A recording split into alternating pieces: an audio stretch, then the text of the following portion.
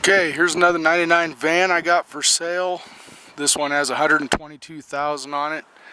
History on it is owned by a church, and then a couple ladies in Arvada owned it and used it as a camper van.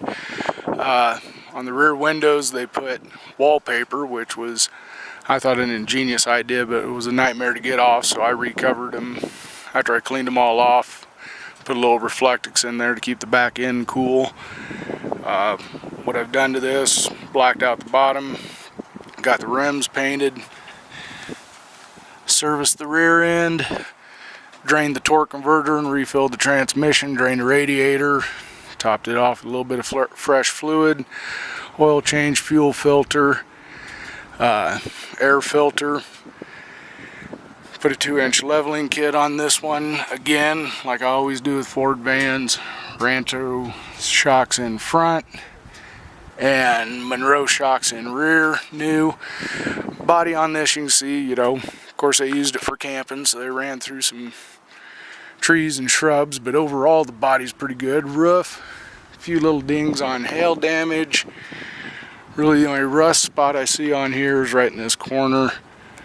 Little rust, brand new windshield, 5.4 liter. Like I said, 122,000 on it. New battery, new Michelin E-rated tires.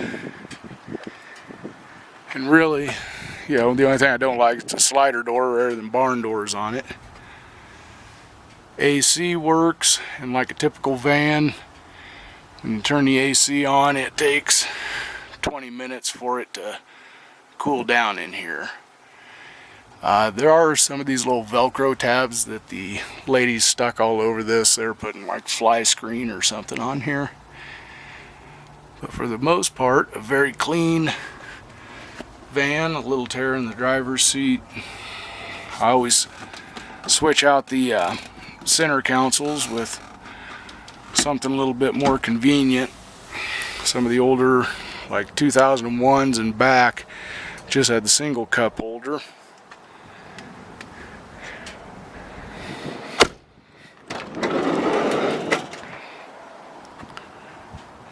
A little bit of flake off on the pleather covering on the doors. I've taken care of that before, just rattle can paint.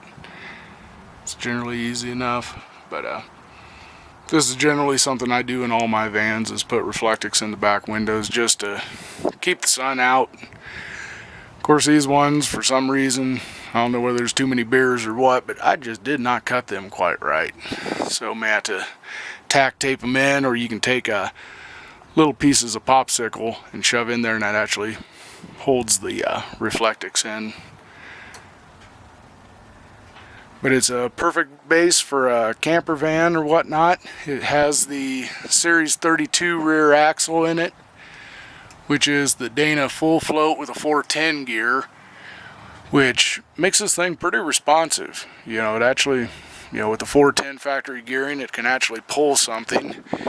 Even though with the 100 series transmission, it just has a factory size cooler on it, which I would always go with a bigger tranny cooler on all Ford and Chrysler products, even GM's, but I don't like General Motors. Their stuff breaks way too often. Easier to work on than Ford, but you're definitely working on it more. But this is the interior. Like I said, this is all ready to go. Compared to the last high top van I did, which was a 99, I spent an ungodly amount of time waxing, buffing, painting front and rear bumpers, doing a full flush on transmission, radiator, and all those things. It helped me sell the van, but it didn't do anything for the price I got. People were like, oh, okay, well that's nice, still only going to offer you X amount. So if you've looked at my vans that I've done before, notice that I always paint front and rear bumpers. I always flush, transmission and radiator. I'll be honest, I did a short service on them, so they are serviced.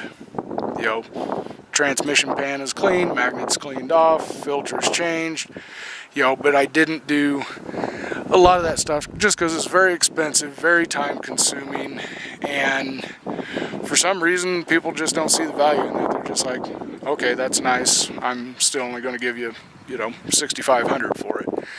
So, like I said, got all the receipts. Everything works on it. But if you're interested, let me know. Like I said, body-wise, little scratches like that, you know, little spot of rust like that. Like I said, the top is a typical Ford top. You got a little bit of paint flake in the rain gutter, a few little hail dents up top. But overall, you know, brand new tires, brand new battery, full service, clean interior, 410 geared, and ready to go. You see a little paint fade there from church stickers. But again, one of the criteria for any van I ever buy is cannot have a hitch. That's why I only buy corporate vans, private airport vans, personal, church, daycare. I stay away from construction vans, oil field, tourist shuttle vans, you know, the ones that run from DIA out to Vail. A lot of those physically look nice and they're usually fully loaded, but they've had the living bejesus ran out of them. So if you want to look at it, you're more than welcome to pull the doghouse off, do whatever inspections you want, take it to any mechanic you want if you don't trust me.